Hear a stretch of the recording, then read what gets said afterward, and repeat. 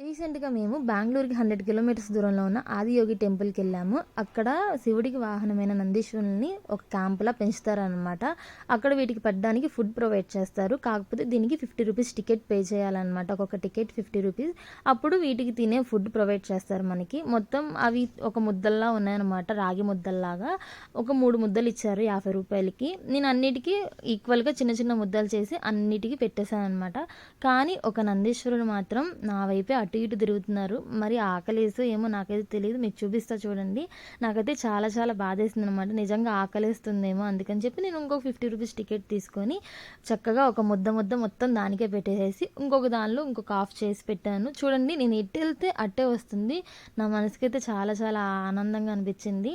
మనుషులకి ఫుడ్ పెడితే ఎంత చూపిస్తారో నాకు ట్రస్ట్ తెలీదు కానీ వాటికి ఫుడ్ పెడితే నాకు చాలా హ్యాపీ అనిపిస్తది. నా వీడియో కనుక నచ్చినట్టయితే ప్లీజ్ సబ్స్క్రైబ్ మై ఛానల్.